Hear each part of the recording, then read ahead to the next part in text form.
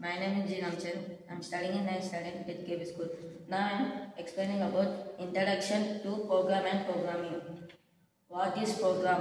A computer program set of instructions given to the computer to do certain data process job.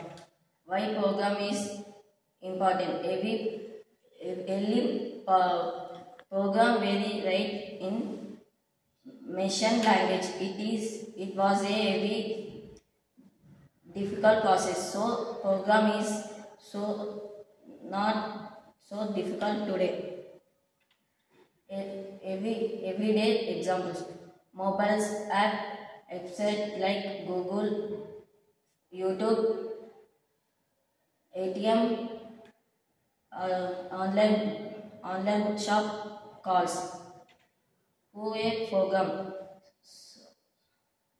The person who specializes in computer program is called a program. Thank you.